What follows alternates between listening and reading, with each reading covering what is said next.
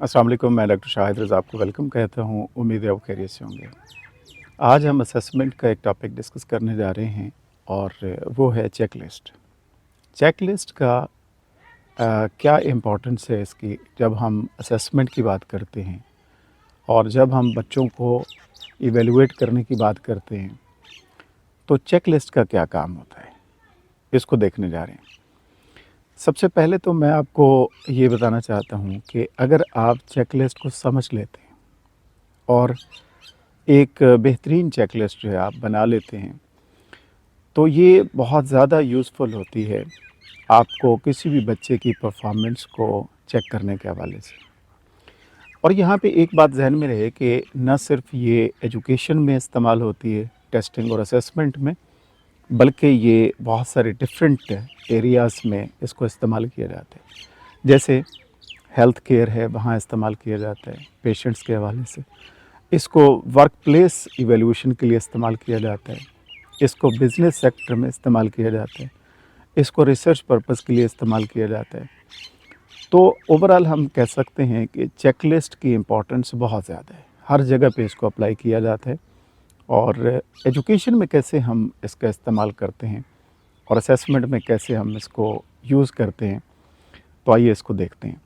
सबसे पहले तो मैं आपको यहाँ बताना चाहता हूँ कि की फ़ीचर्स क्या हैं चेकलिस्ट के।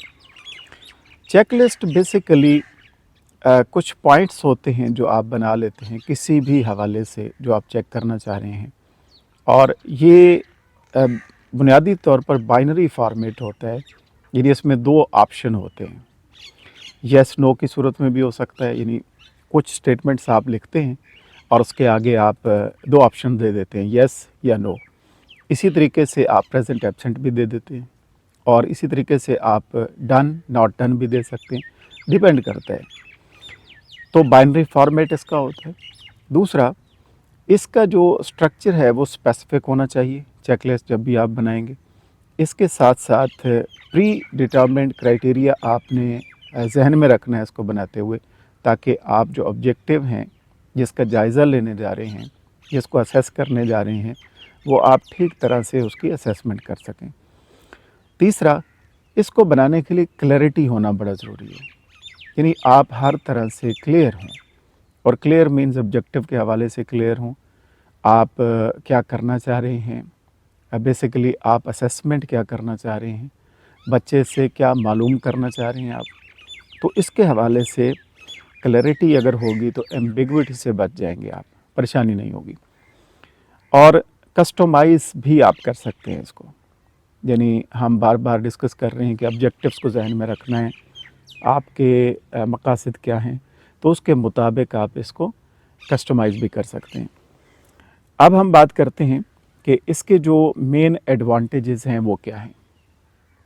देखिए, सबसे पहला जो इसका फ़ायदा ये है कि इससे एक ऑब्जेक्टिविटी आती है।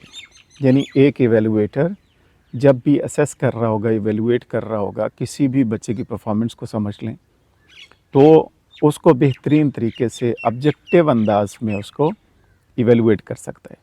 ऑब्जेक्टिव मीन्स कि उसमें लाइकिंग डिसलाइकिंग शामिल नहीं होगी उसकी, वो बायसनेस से बच जाएगा, पसंद नापसंद से बच जाएगा, सब्जेक्टिव ओपिनियन से बच जाएगा।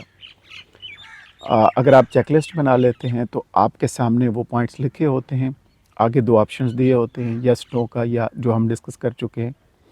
तो आप उस तरीके से उसको चेक करते जाते हैं, नोट करते जाते हैं, टिक करते जाते हैं और आगे बढ़ते चले जाते हैं। तो इट मीन्स कि एक्यूरेट डाटा आपके पास आता है, आपकी पसंद नापसंद शामिल नहीं होती। जो आपने देखा, ऑब्ज़र्व किया, उसी को आपने उसमें रेट कर दिया, और डॉक्यूमेंटेशन इसकी प्रॉपर हो जाती है। एक पूरा रिकॉर्ड आप रख सकते हैं किसी भी बच्चे की परफॉर्मेंस का। तो ये इसके फ़ायदे हैं, कंसिस्टेंसी होती है इसमें।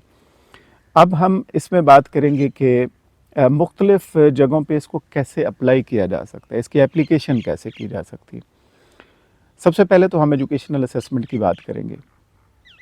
एक बच्चे की परफॉर्मेंस को इवैल्यूएट करना है और देखना है कि उसमें क्लासरूम बिहेवियर कैसा है बच्चे का, और कितना बच्चा कंसिस्टेंट है, कितना मोटिवेटेड है, कितना इंटरेस्ट लेता है, और प्रोजेक्ट जो उसको दिया जाता है उसको कितना बेहतर कंप्लीट करता है, टाइमली कंप्लीट करता है या नहीं। ये मुख्तलिफ फैक्टर्स हैं जो आप पूछ सकते हैं और जानना चाह रहे होते हैं। उसकी प्रेजेंटेशन स्किल्स क्या हैं, तो इसके हवाले से आप मालूम करना चाहते हैं बच्चे को, तो ये सारे पॉइंट्स आप लिख लेते हैं और इसके आगे 2 ऑप्शंस दे देते हैं। उन 2 ऑप्शंस को आपने उसमें से एक टिक करना होता है। वो स्टेटमेंट आप देखते हैं, पढ़ते चले जाते हैं और उसके मुताबिक जो भी आप ऑब्ज़र्व कर रहे हैं उस पे टिक करते चले जाते हैं। तो इस तरीके से आप बच्चे की बहुत सारी चीज़ें जो है वो चेक कर सकते हैं। बहुत सारे जो फैक्टर्स हैं वो आपके सामने आ सकते हैं। मसलन आई कांटेक्ट कैसा है बच्चे का क्लास में, बच्चा जो है क्लियर आर्टिकुलेशन कर रहा है या नहीं, वो चीज़ों को समझ रहा है या नहीं, और वो ऑडियो विजुअल एड्स को किस तरीके से बेहतर यूज़ कर रहा है। तो ये सारी चीज़ें आप लिख कर उसको जज कर सकते हैं। इसी तरीके से मैं बात कर रहा था कि हेल्थ केयर में भी इसको इस्तेमाल किया जाता है।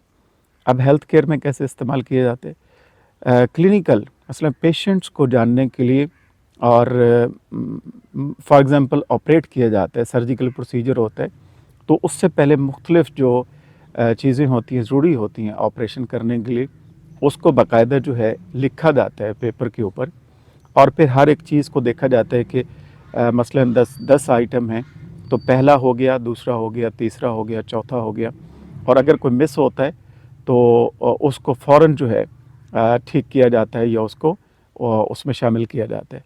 तो ये एक आपको गाइडेंस भी प्रोवाइड करती है, आपको बताती है कि कोई चीज़ मिस तो नहीं है, और अगर मिस है तो उसको आप शामिल करते हैं।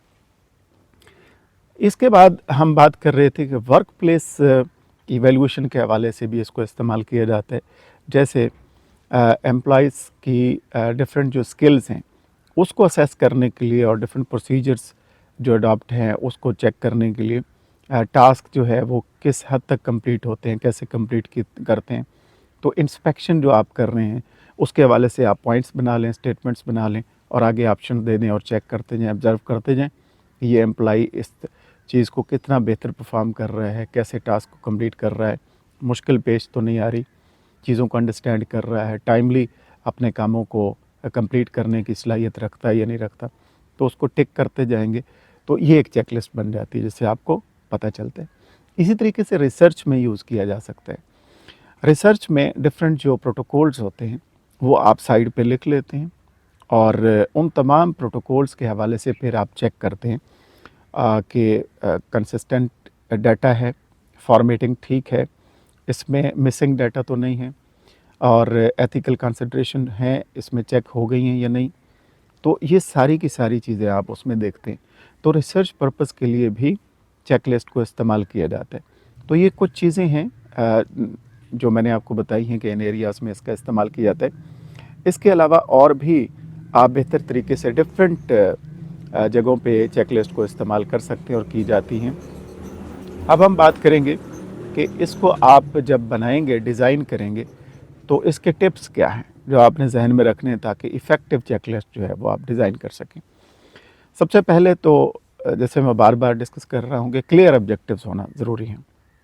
जब भी आप चेकलिस्ट बना रहे हैं तो उसमें आपके ऑब्जेक्टिव बड़े क्लियर होने चाहिए और अलाइन होने चाहिए आपके गोल्स के साथ, असेसमेंट गोल्स के साथ, अगर आप असेसमेंट कर रहे हैं बच्चों की। इसके अलावा मेजरेबल चीज़ें जो है वो आप देखें, स्पेसिफिक चीज़ें देखें, उसमें शामिल करें जो देखनी है। टाइम लेंथ के बारे में अगर आप मालूम करना चाहते हैं तो वो उसमें शामिल करें। इसी तरीके से यूज़ेबिलिटी के हवाले से उसमें देखें, मालूम करें बच्चे के हवाले से। और इसमें आप चेकलिस्ट में एक और चीज़ भी ऐड कर सकते हैं आखिर में, कि इसमें ओपन एंडेड सेक्शन भी आप शामिल कर सकते हैं, जिसमें कुछ चीज़ें अगर चेकलिस्ट में जो आपने स्टेटमेंट्स दिए थे, जो सवाल पूछे थे, उसमें अगर नहीं आ सकें तो आप ओपन एंडेड सेक्शन में उसको कंप्लीट तौर पे ऑब्जर्वेशन के बाद उसको मेंशन कर सकते हैं, उसको लिख सकते हैं। तो अगर आप प्रॉपर चेकलिस्ट बना लेते हैं, डिज़ाइन कर लेते हैं और उसकी एप्लीकेशन करते हैं, तो डॉक्यूमेंटेशन ज़बरदस्त हो सकती है, चीज़ों का रिकॉर्ड ज़बरदस्त रखा जा सकता है। आप हेल्प ले सकते हैं इस डॉक्यूमेंटेशन से फ़र्दर डिसीजन मेकिंग के लिए, बच्चे को असेस करने के हवाले से। फिर उसको फिर डिफरेंट स्टेक होल्डर के साथ आप शेयर भी कर सकते हैं ताकि वो मालूमात दूसरों तक भी पहुँचे, ताकि हम बच्चे के हवाले से प्रॉपर गाइडेंस और काउंसलिंग जो है उसकी कर सकें, रहनुमाई दे सकें। तो मैं उम्मीद करता हूँ कि आज के लेक्चर में आपने चेकलिस्ट को समझ लिया होगा। नेक्स्ट इंशाल्लाह बात करते हैं। अपना ख्याल रखिएगा, हमेशा खुश रहें, सेहतमंद रहें और दूसरों को भी खुश रखें। अल्लाह हाफ़िज़।